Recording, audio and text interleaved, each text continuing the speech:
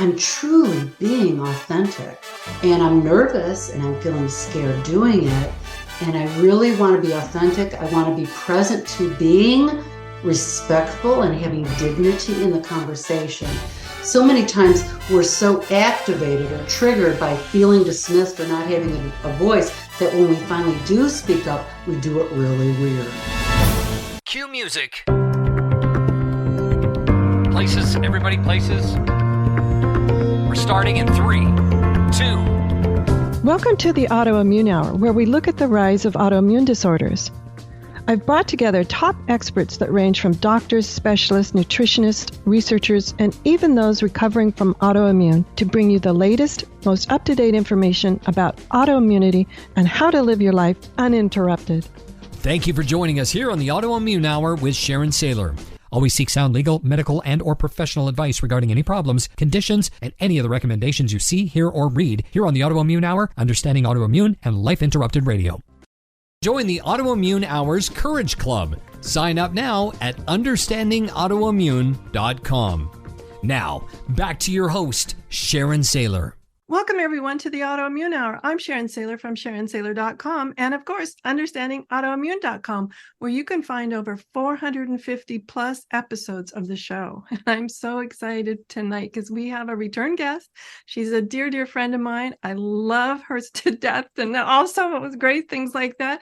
Plus, I've got my cup of tea here. It's funny. Last week, I talked about this new mug, and I got some interesting comments about not having the tactile feel of the warmth. I'm growing to enjoy the mug even more, but you're right. I do miss the feeling of a hot mug. Oh, chai tea again. Yeah, I know, guys. That's just what I do. Oh, my gosh. I'm so excited. Dr. Shawne Duperon's with us again tonight. And oh, wow, we got so many topics to cover because last time we just ran out of time. Shawne and I just can talk forever. And I just love her for that. Let me do a quick introduction for you. I'm going to read it, guys. I know, but she's so awesome. I don't want to miss a little bit of it because with a PhD in good gossip theory, 6 Emmy Awards, 28 Emmy nominations, and an organic social media reach topping 100 million per month. Yep, that's what I said, 100 million per month. Dr. Shawne Duperon of Shawne TV is considered one of the most innovative and influential consultants and trainers in communication today.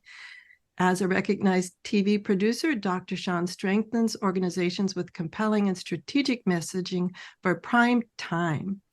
She's an expert in conflict resolution tools, and the apology you'll never receive garnered the honor of a Nobel Peace Prize nomination. Wow. I'm so honored that she's my friend, too. It's amazing. Welcome, Dr. Shawne. Thanks for being on the show. Thrilled to be here as usual, Ms. Sharon. It's so good to see you again. And hey, I love the new glasses. I put my red ones on in honor of you because last time we talked, you had bright red ones on. Yeah. I love to get glasses that match my outfit. I do too. I don't know about you. I don't wear a lot of jewelry, but I love scarves and matching glasses. I'm not much of a jewelry woman either. I'm just one of these people nowadays. I know I asked you, we're going to talk on a wide range of topics, but it just popped into my head. I've just gotten to that place in my life where I just want to do what makes me happy. And if somebody has a problem with it, I'm not hurting anybody. Not my problem. What do they say? Not my circus, not my monkey, or something like that. Yes. Now, one of the things I learned early from in our getting to know each other was the apology you'll never receive. That is such a powerful tool. And it was part of my transformation into going, I don't care, not my problem. Yeah. Yeah. Let's explain to the audience a little bit about the apology you'll never receive. And then we'll get into some of my other questions for you. Sounds great.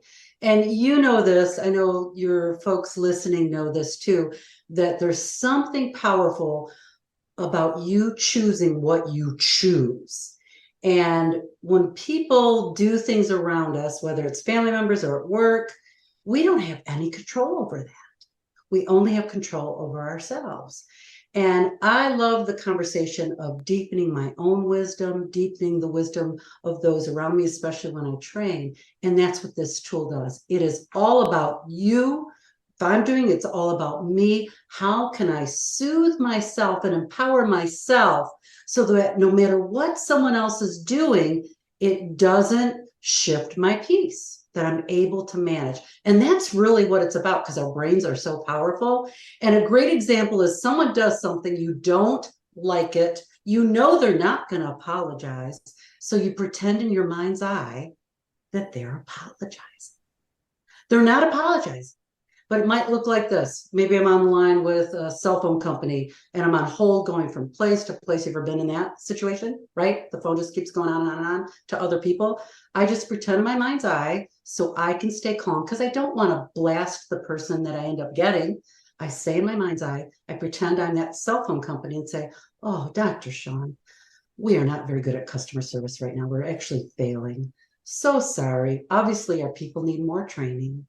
We'll get to you very soon. We'll work this out. And we're so sorry you have to deal with us. They're not going to say that. That's not going to happen, right? Especially when you're going from being transferred all over the place. And what it does, though, is it shifts my being, because that's the only place I have control. So the apology you'll never receive is a practice, an ongoing practice to self-soothe powerfully in your own wisdom, because our brains are powerful. Just like I say, what does a lemon taste like? You immediately taste a lemon or peanut butter or a pickle. And when we apologize, pretend someone's apologizing, it actually feels like they truly are apologizing.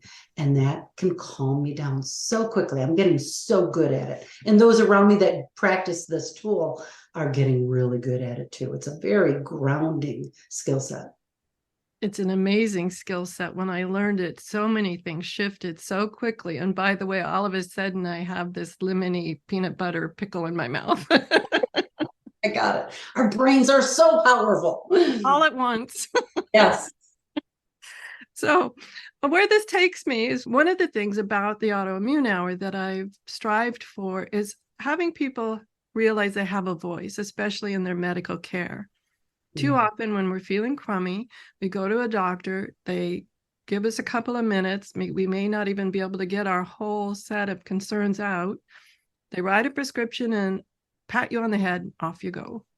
And one of the things that I love about your work is having our voice, understanding our voice, crafting our voice, and really how much it supports, at least in my case, and I think it's pretty universal, is for my own mental health, my own mental peace, is knowing I have a voice.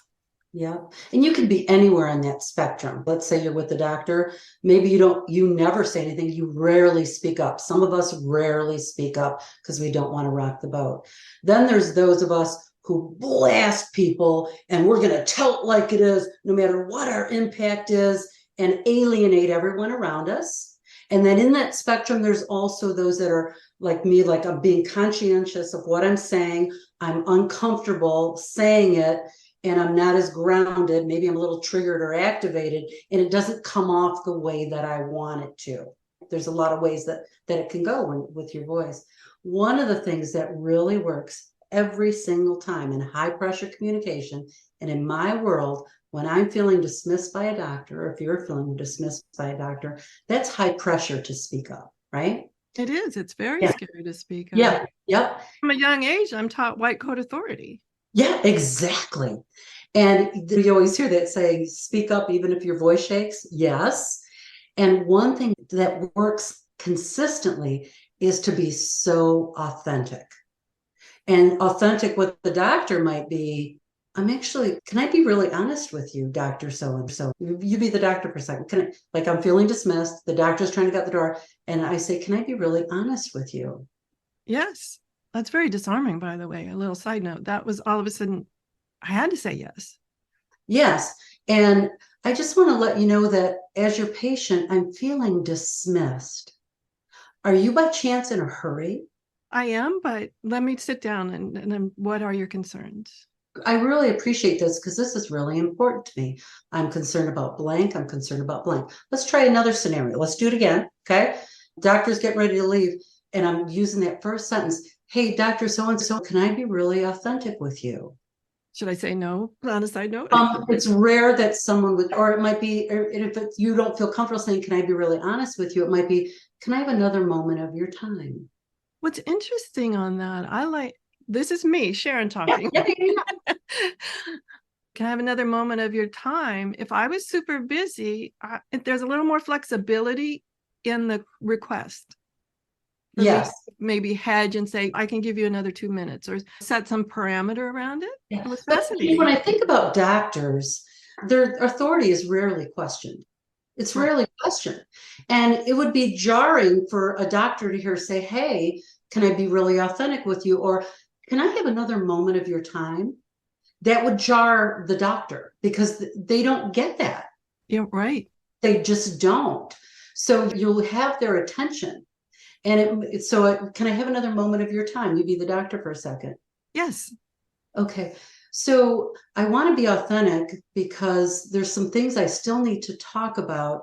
I'm feeling dismissed and I don't want it to go this way. Can we have a few more minutes to talk about my 2 other concerns that we haven't gotten to yet? Absolutely. And I want you to notice, Sharon, is you can feel I'm not being defensive. I'm truly being authentic. And I'm nervous and I'm feeling scared doing it. And I really want to be authentic. I want to be present to being respectful and having dignity in the conversation. So many times we're so activated or triggered by feeling dismissed or not having a voice that when we finally do speak up, we do it really weird. We put everybody on the defensive, or it just doesn't land right, and we're not being our usual grounded selves. So the trick is to have some set things to say to help get yourself grounded. Because when you're grounded, you can pretty much do anything. You really can. And you can have a voice when you're deeply grounded. Let's talk about grounding, because part of it to me was you had a full and complete breath that came out and the sentence flowed. It wasn't choppy because you were breathing high and rapid, or it didn't sound fearful. It sounded this grounding that you call it, this presence that you mentioned. Yes. Is a nice, soothing place. It wasn't from fear, even though maybe inside the butterflies are running every which way. And that was really nice to hear this. Any tips on grounding? If someone says, well, Dr. Shawne, you've been doing it forever, it sounds perfect. Yeah. And I just want to remind you that I have been doing it for a long time. And each scenario, sometimes it's a new risk. So I have to reground with new people. I have a situation right now with a client that just happened. I've never dealt with this before. And I'm like, oh my gosh, how do I deal with this? And one of my things is when I don't know what to do, I don't do anything until the answer comes.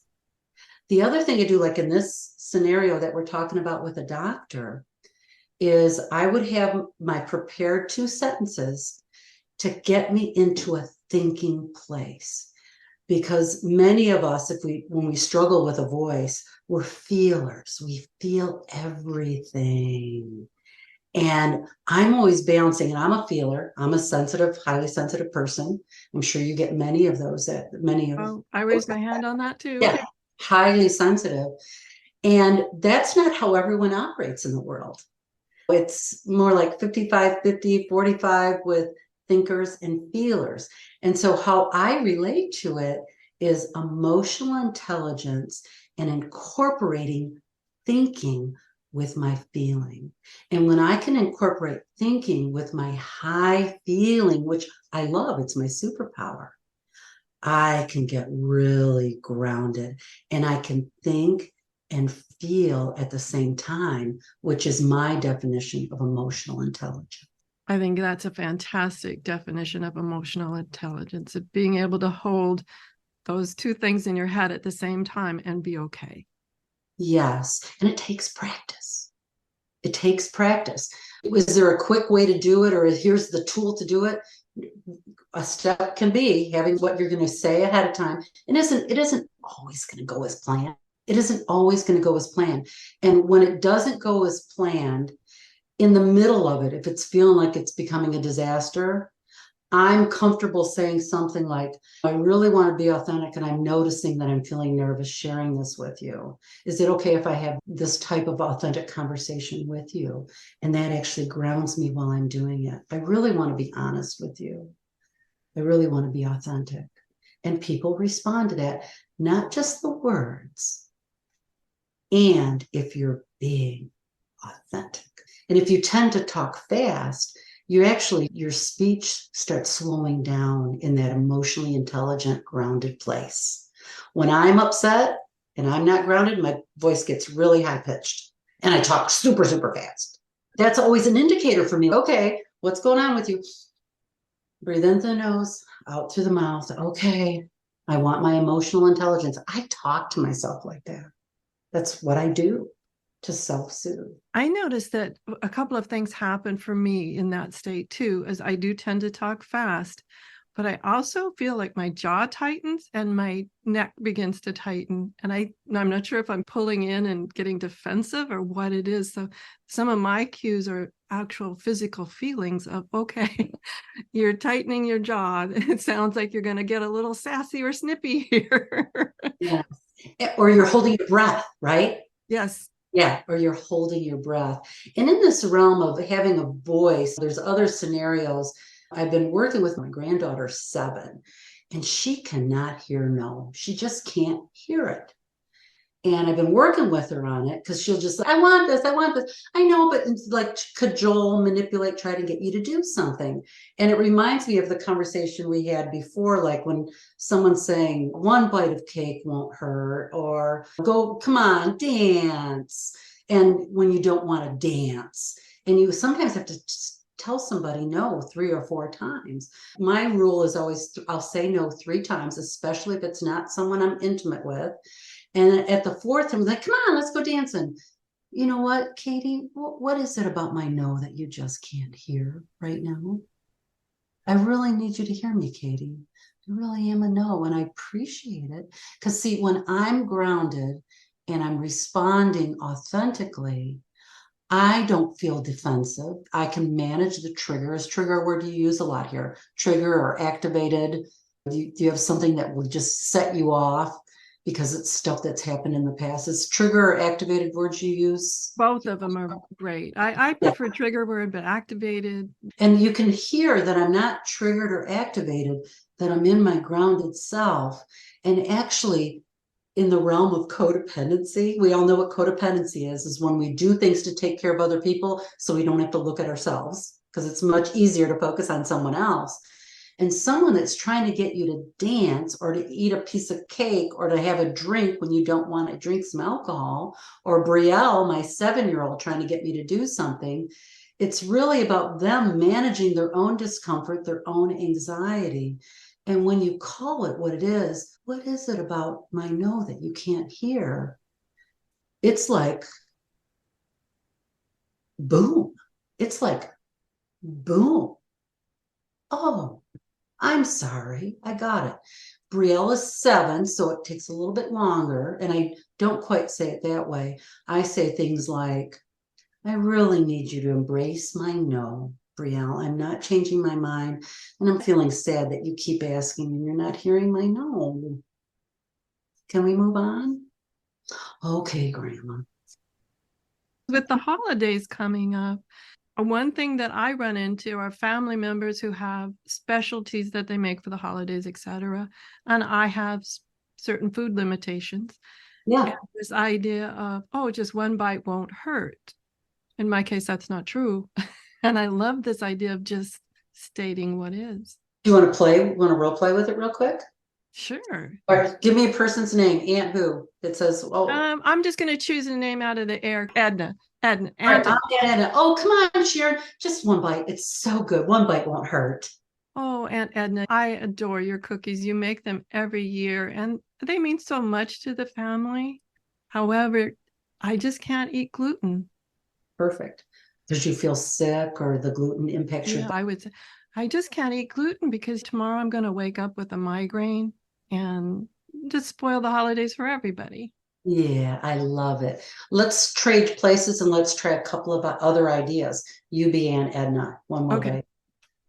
let's do it like 3 or 4 times with different scenarios, different answers. Okay. Is this Okay. work? Is this an okay way to do the podcast today?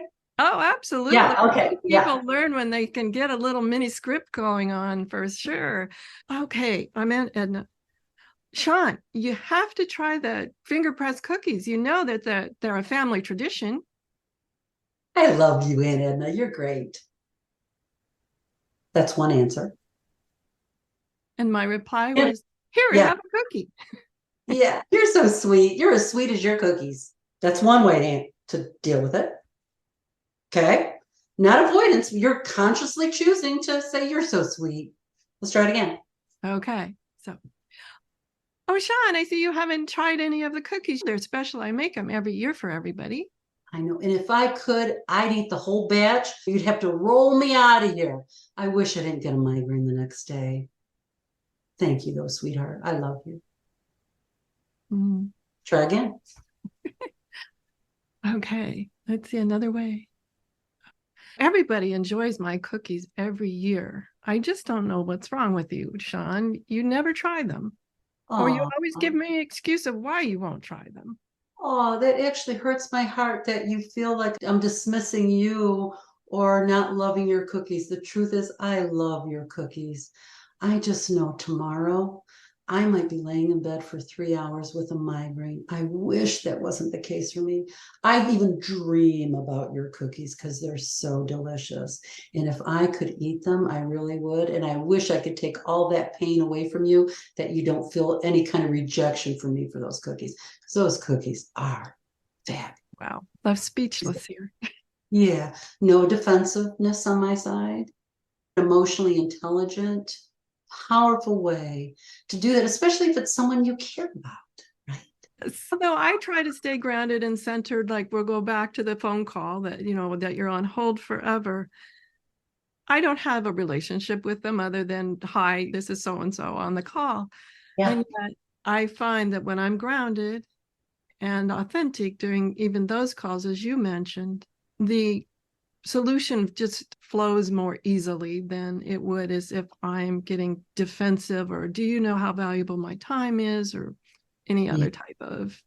Yes. And the person you're talking to, which is great because you're taking out your frustration on someone that A, can't even help you with that, B, had nothing to do with it, and C, is dealing with that crap day in and day out. And I know when I get frustrated with someone on the phone for a problem, I always feel bad afterwards because wasn't my highest self. And I took something out on someone that they didn't deserve to be taken out on. So it's actually self-care and self-preservation because I don't want to feel bad afterwards. Have you ever gotten off a customer service call and felt bad how you treated the the person? Absolutely. Yeah. And even when I would say something like, I know this isn't your fault, but I'm really frustrated. Or yes. I know you don't have any power to fix it. And then I get off the call and I say, Sharon, if you knew that, then why did you approach it that way? Yes. Yes. Yeah. Because we're trying in some way to get our needs met. The cool thing is, the thing that's so cool about this is you're actually meeting your own needs. And we say this all the time. We want to grow up and parent ourselves and take care of ourselves. That is when the rubber hits the road, when you're with someone in customer service that had nothing to do with it and you're taking your frustration out. That is the epitome. What is it? Dr. Wayne Dyer, he always said, you're not really who you are until you're squeezed and what comes out when you're squeezed.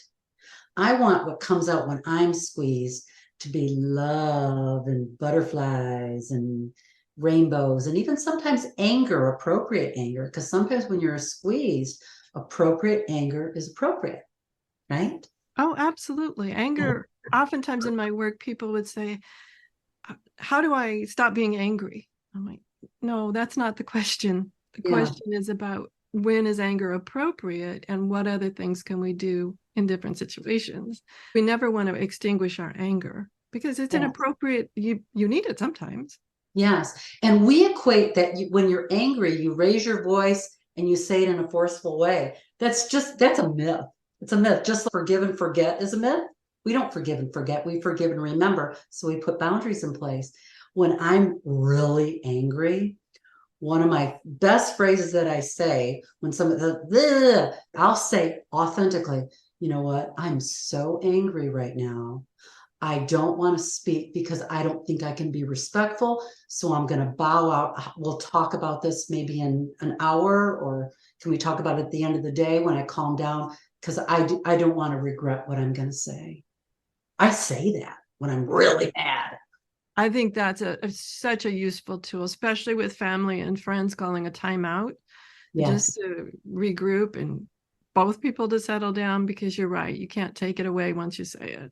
Yeah. You know what else too? My daughter happens to be a psychiatrist. She's awesome. Her name is Autumn, and she works at the Veterans Hospital. She works with veterans, and she is commonly hit with highly irate patients, and where there's nothing's happening and it's just yelling or whatever. She literally does something like this. You're obviously very upset and this isn't working right now. I'm going to walk out of the room and give it 15 minutes. I'll see you in 15 minutes. That's something you can also do. You can do it with your kids. You can do it with your partner. You can even do it with a boss or a colleague. I'm so upset right now. I need to walk out and walk away from this. Let's reconvene in a little while. And you can say a time if you want. And it works. It really works. Because there's nothing worse than the double whammy of feeling upset that you got angry, feeling upset that you were harmful to someone in your anger, and then it almost becomes inverted. It's almost like gaslighting yourself, because the thing you were upset about isn't the thing you're upset about anymore. The issue is about how you reacted to that upset. That's how it becomes inverted, and that's how you gaslight yourself. I got another example. Is it okay if I share this example? Absolutely. Okay. I have a 13-year-old grandson, and somebody was talking trash to his girlfriend, and so he pushed him. And with the trash he was talking was sexually inappropriate. And the boy that was so sexually inappropriate didn't get in trouble. Draken did, because he pushed him. And I said, hey, this is when you want to use your emotional intelligence. You want to use your brain, because he's really smart. Because when you say things at school, like, my safety is at risk, there's sexual inappropriateness right now, everybody stops, drops, and pays attention. When you hit, they have to stop, drop, and pay attention. So when you get really smart and say things like, this isn't, and walk away and use your intelligence and use that thinking with your feeling and saying, this is what's hurting or what's bothering me, and use those key words, especially in a school situation, powerful things can happen that way. And it doesn't become about you pushing the kid for being sexually inappropriate or saying sexually inappropriate things. That's beautiful. I think we should teach our kids that from an early age, is standing in our place and in our ground, and yet being able to give voice to what's really going on, what's really happening beneath the surface. Yes. Wow. Yeah. Now, I do want to asterisk one point we made there, and that is, I've found that it's a critical part of the sentence, and I want to underline and underscore that what Dr. Shawne said was making sure that when I say something like, I need some time off, is to actually give them some idea of when I'll be back, or when we'll reconvene, or even if it's safe, having the discussion of, I'm really angry right now, I don't want to say something I'll regret. I'm going to need at least a half an hour. What's your schedule look like this afternoon? I think it is so helpful if we let them know that the connection isn't broken. It's just squeaking wheel right now. Yes. And to set a time, that's not the time to set a time. Let them counter offer. Hey, I'm so upset right now. I need 30 minutes. Okay. And then in 30 minutes, you can either call, email them. Hey, when would be a good time when you're calm? Trying to negotiate a time for later while you're in the midst of that trigger, that agitation, that upset. It's multitasking, and it actually helps you stay ungrounded. It's okay to be that angry. And it's okay to say, I'm so angry, I can't talk right now. And letting yourself do that, to me, is the epitome of self-care. That is self-care in action. Yes, excellent point. Except letting them know. I like that point. Letting them know that it's not a forever, I'm walking out of the room. It's just cooling off time. Yes. Yep. Yeah. Because sometimes I know that in situations where I've observed where the other person during this is equally angry, and then all of the sudden stories of abandonment and you always do this and blah, blah. Yes. Those are clues that you need to take a break, especially when they're using extreme language. Always and never. That's another thing to pay attention to is your extreme language. When you're grounded in emotional intelligence, you really start paying attention to your extreme language. And we're in an extreme time right now. Most stuff going on feels extreme, from wars to politics. There's so much going on globally with extreme language. So one of the things I've been practicing in my mindfulness is whenever I'm using extreme language, like, oh my gosh, you killed it. I'm thinking in my mind's eye, no, that's extreme language. Very mindful. You did a phenomenal job. And I can also hear when I'm in extreme language, I'm excited and high pitched. Oh my gosh, you killed it. Excitable, all that. Doesn't mean I have to stay calm all the time. Just as a leader, I want to be mindful of my extreme language. I don't want to contribute to extremes. I want to help soothe and calm not only myself, those around me that I'm leading or impacting as well. Awesome. I'm going to leave it right there. We need to take a quick commercial break. Everybody, I'm going to ponder that. That was awesome. We'll be right back.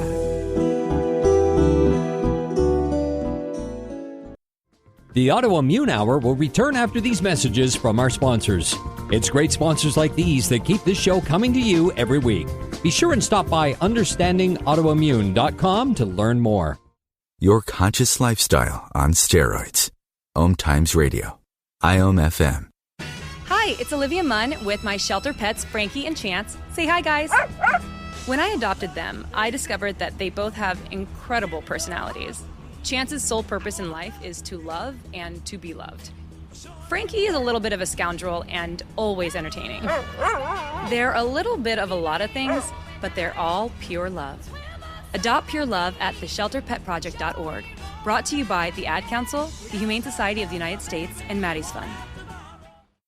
Om Times Magazine is one of the leading online content providers of positivity, wellness, and personal empowerment. A philanthropic organization, their net proceeds are funneled to support worldwide charity initiatives via Humanity Healing International. Through their commitment to creating community and providing conscious content, they aspire to uplift humanity on a global scale. Om Times, co-creating a more conscious lifestyle. Listen and imagine.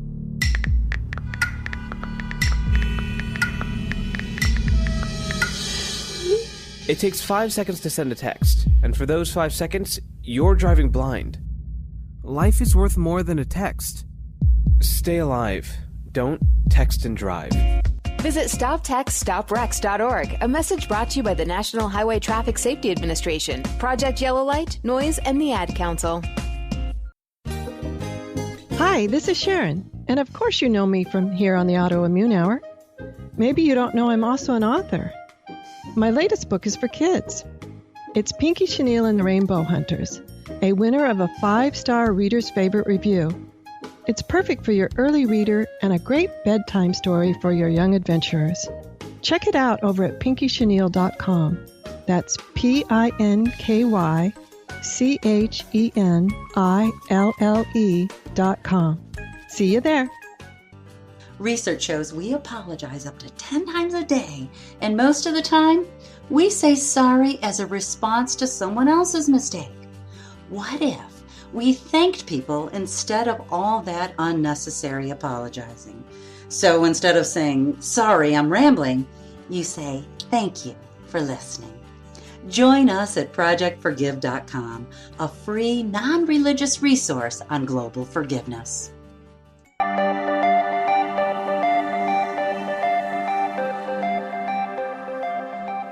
Welcome back, everyone, to the Autoimmune Hour. I'm so happy you're here, and I'm so happy Dr. Shawne is with us, too.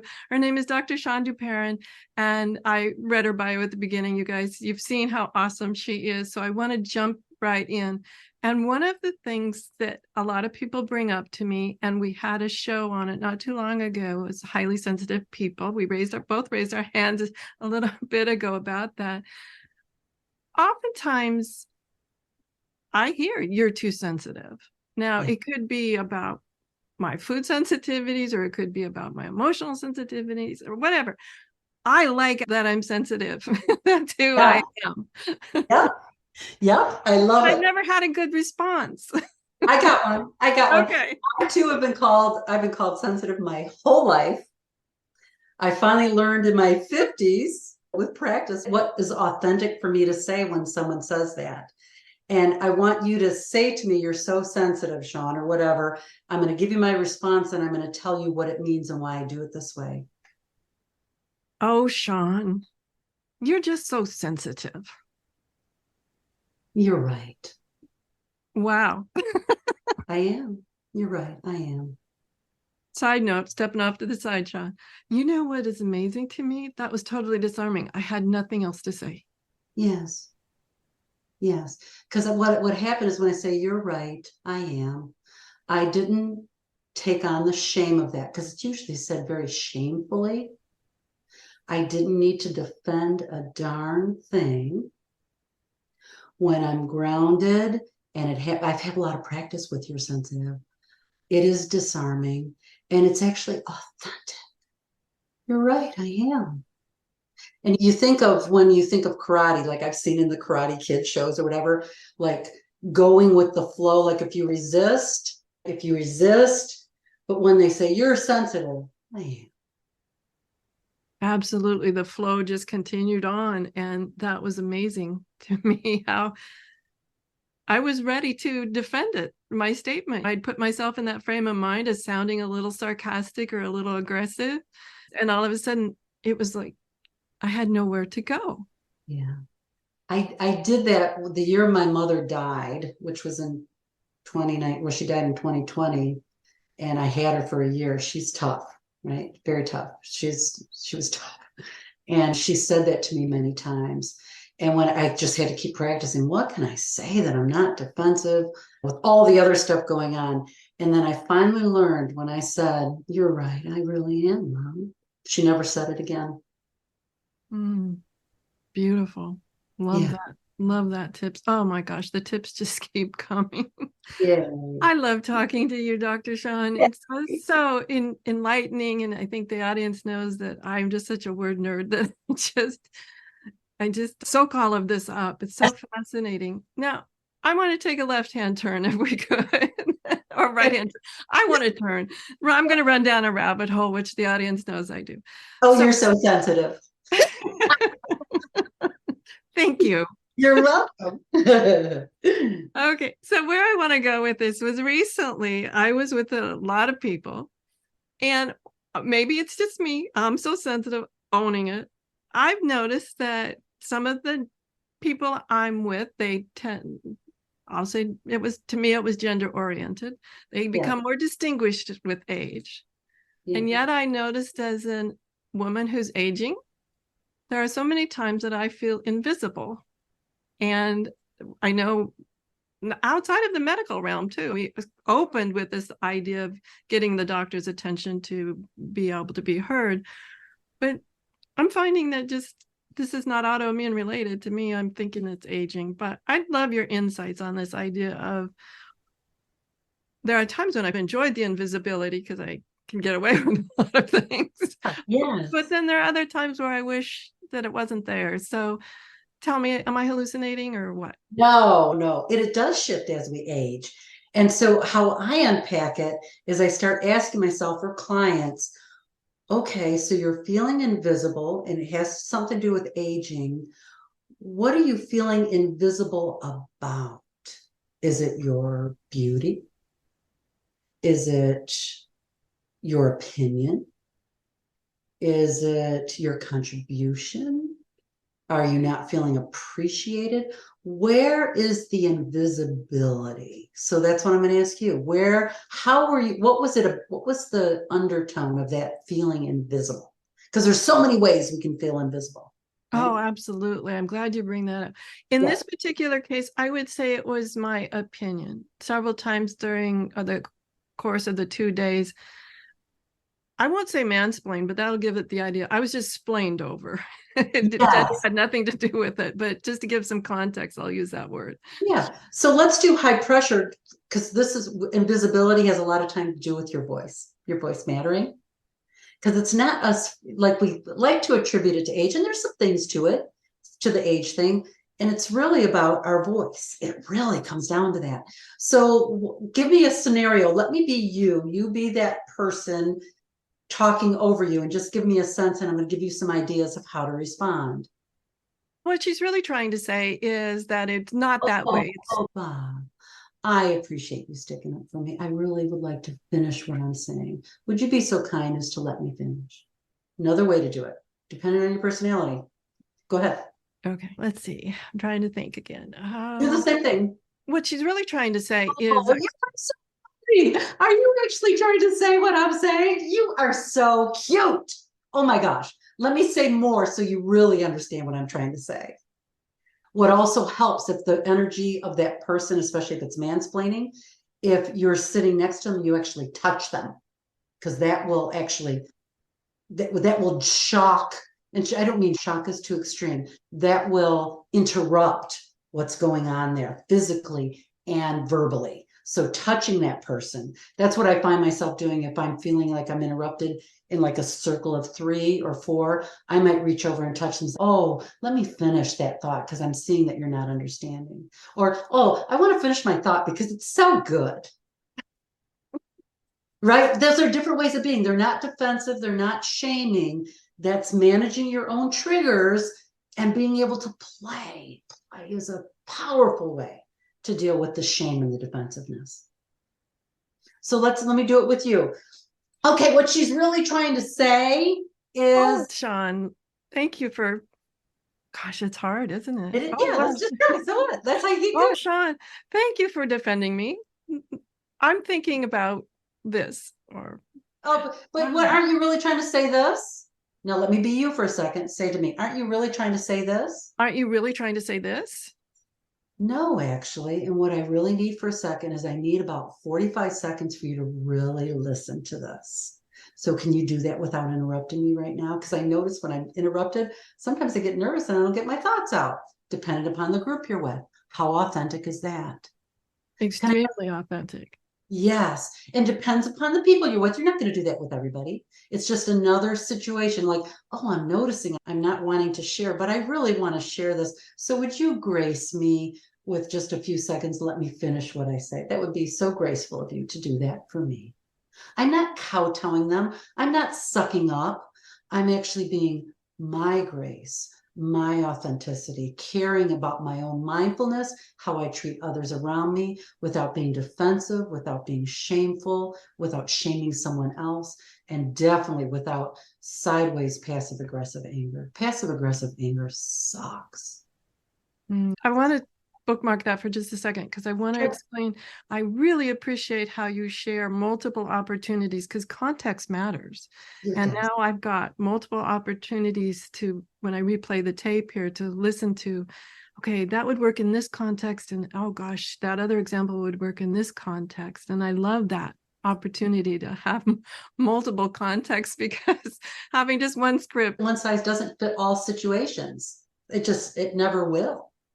Okay, so now we're just down to the last 10 minutes or so. You said passive aggressive, and that sparks my intrigue, because there are so many times that I think that's happening more and more, whether people realize they're doing it. Sometimes it feels passive aggressive to me, and then what do I do, versus really understanding whether it was the intention was passive aggressive. So let's just first describe passive aggressive, how you describe it, and we'll talk about the greater ramifications. And passive aggressive is just this big spectrum of stuff. The bottom line is it's inauthentic, and it's a type of manipulation, and it's inauthentic. So let's say you're apologizing to me. Let's say you're a half hour late. We're at the theater. You really screwed up. You're a half hour late. Let's make it bigger than that. Something big that you just apologized for. And passive aggressive answer would be, okay, thank you for apologizing. When you don't receive it at all and you think it's just a bunch of BS. Have you ever received an apology that to you is just BS, but you say, okay? Yes. I was thinking of the time of always blaming traffic, always blaming something else. And it wasn't exactly maybe the first time you let it slip, but after a while, someone uses the same excuse over and over again. I notice I can get a little snippy. Yes. So let's use that as a second scenario. Here's the first one. Let's say someone deeply apologizes for something that was a pretty big betrayal or hurt, and I don't accept the apology. A lot of times when I'm in that space, sometimes I will say, let's just say, I'm really sorry, Dr. Shawne. I'm really sorry, Dr. Shawne. Yeah, I know you are. I don't quite know where I'm at with this. I need to process a bit. Can we table this for a little while? Okay. Yeah, thanks for that. Because I don't know where I'm at with it. I don't accept the apology. I don't feel forgiving in this moment. And I would really like to table it for a while to let it soothe and calm down and then talk about it again. It might be 3, 4, 5 conversations before that big betrayal can float away or dissolve, depending on how deep the relationship is. We each have full permission to not accept an apology. It won't work to say, I don't accept your apology. That kind of defeats the purpose. Yeah, it makes me more defensive and more feeling like I have to explain or maybe just drop out of sight. It's okay. Yeah, avoid it. Avoid it. Yeah, and ghost them. And it's so authentic to say, I don't know quite where I'm at with this right now. I'd really like to table it and we can talk about it more over time. And I'd be dishonest if I didn't say this one really got me. So I need to table it. That's me having my voice and not pretending or not lying and receiving and being passive aggressive because say I said yes to that, later on it's going to come out sideways and snarky. Let's go to the person who's late all the time, right? Right. Traffic was awful. I don't know. It just made me, I kept trying to get here and GPS just kept taking me everywhere. I'm so sorry. Traffic was awful. I got it. Here's the key to this one. Now is not the time to have the conversation because you're about to do something. The person is late again. The time to do that is when you're not in that predicament and you can actually talk about it with time and care and concern, depending on how deep the relationship is, right? So it'd be, okay, I got it. I need to talk about this a little bit deeper with you at a later time. Would you be okay with that? Okay. Okay. And then in a non-intensity moment, hey, I need to talk about this late thing. Can we talk about this late thing? Sure. Yeah. Yeah. And my biggest fear is that you're going to feel like I'm attacking you. And that's not the goal of what I want to say. And I really want to be authentic because I really want to be close to you. That's my heart's desire. Cool? Cool. Okay. So can I share a couple of things? And I'm nervous to share it. Is it okay if you just be quiet and receive what I'm about to say and don't interrupt me so I can really say what's really on my heart? Yeah. Making me a little scared, but okay. I understand. Let's be scared together. Okay. Okay. Yeah, because that's what I'm understanding about intimacy is that you're really exposing yourself. I'm exposing myself. And it's scary to do that sometimes. And I really want intimate relationships in my life. And you're one of those people I want to have an intimate relationship with. Yeah. Me too. So, yeah, I get that. That's why I'm going to have this conversation with you because I love you. Okay? I love you too. I know that I'm late a lot. Yeah, I want to tell you how it impacts me. What happens, and then I say it's okay, and then I find out later that I discover later that I'm snarky at you and it's coming out sideways and I'm being passive aggressive and I'm being so inauthentic. And really what goes on when you're late, I feel like I'm invisible to you, that I'm not important to you. And in moments, I really even feel taken advantage of because I'm reliable, Shawne. And I just wanted to share that with you. And I'm wondering what we can do together to help alleviate this from happening because it's really hard on me. I'm sorry. That's not my intention to be hard on you. Yeah. I'll pay more attention to time. I'll set alarms.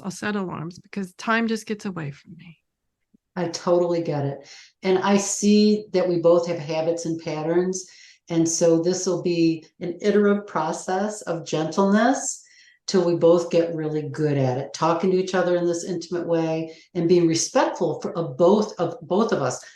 Time happens to be my thing. You may have some things that are going on for you that you might have some of these feelings about too, that you don't feel dignity and respect. And in intimacy, dignity and respect must be present. And I really want that with you. That's beautiful, Dr. Shawne. That's It beautiful. is, isn't it? That's beautiful. Now, I want to be mindful of our time. Yes, ma'am. So we're just down about the last 3 or 4 minutes, Dr. Shawne, and I do want the audience to know more about, we've been sharing so much great information here and more about you and also the different projects you're doing. I'm a huge fan of Project Forgive. That's where I learned the apology you'll never receive. So please share about that. And if we can squeeze in a little bit about the documentary that you're doing. Yes. Oh, so to connect with me, my company is Shawne TV, and I'm Shawne with an E, Shawne TV. We also do business as Project Forgive. Best way to reach us is on LinkedIn. Facebook is where we have a pretty large presence. And of course, we have websites. We have the Shawne TV website and Project Forgive website. So this documentary has been an interesting journey. And we've done things where we've tried to sell it. Where's it going to go? What does this look like? And one of the things I've discovered this year is that what if I just forgave myself for this going on for as many years as it has? Because it was pre-pandemic that we interviewed everybody and nothing matches anymore. What I've decided to do is write the script from scratch, fit in the interviews that would actually work, and incorporate, because this is a different world before the pandemic. We're in a different world now. And I've had to do a lot of forgiveness work around this with integrity. Integrity is like my highest value. And I've had so much shame around it. And dealing with pre-pandemic, my father, my sister, and my mom died. I'm not saying that as an excuse. It rocked my world. And when the pandemic hit too, we do training and consulting. I lost every single contract and I didn't care. I was in the midst of grieving. And here it is. Here we are a few years later. And I'm finally getting myself back again and getting my voice again. Because we can lose our voices with grief, with failures or pain or devastating news. And sometimes we have to rediscover and refine ourselves. So that's the journey I've been in this year. And my game is to start from scratch and incorporate what's usable pre-pandemic. So that's the journey I'm in right now. I love that you explained that journey, Dr. Shawne. For me, the understanding of the importance of giving yourself grace and permission to do what has to be done for you, to keep yourself centered and grounded. And I remember when you were going through the crisis with your family members, I'm thrilled to hear that you've been able to step back and give yourself that space and grace. Yes. I know what will happen will be even more amazing than what was originally planned. And I can feel that right now. The clients are coming forward from Corteva AgriScience to Salesforce to Stellantis. Like the contracts are all starting to come together again. There was a point when I didn't even care about that because the grief was so deep. And I'm feeling not like my old self, because I'm a new, better version of my old self. Just allowing a lot of that grief to move through has been a pretty spectacular thing. It really is. And thank you for asking me about the documentary. And I can talk about it now without shame, because I didn't do what I said I was going to do. It didn't get out in time. So, oh man. Okay. Start from scratch. Start again. Forgive yourself, Shawne. You're doing the best. I truly am doing the best I can. And I really believe that most of us truly are doing the best we can. Yes, we are. And thank you for being such a beautiful role model for us to be able to see, yes, we can do that, and giving ourselves space and grace, whether we need to heal from our autoimmune condition or heal from the past few years. I think it's all of the above. There's just so much change, as you mentioned. Everyone, that's Dr. Shawne Duperon. ShawneTV.com is SHAWNE And we'll have it up on the website. If you need to see the link, we'll have a link there that you can click. Thank you, my dear friend, for being here, sharing all of your wisdom. It was awesome. I've got goosebumps everywhere, as I always do when I get to talk to Dr. Shawne. Yay. Everyone, have a great week, whatever your adventures. Join me next week for another brand new episode. Enjoy. The information provided on the Autoimmune Hour, Understanding Autoimmune, and Life Interrupted Radio, including the websites understandingautoimmune.com and lifeinterruptedradio.com, plus social media, is for educational purposes only. What you read, hear, and see on the Autoimmune Hour, Understanding Autoimmune, and Life Interrupted Radio, and its websites, and other media outlets is based on experience only. The information should never be used for any legal, diagnostic, or treatment purposes.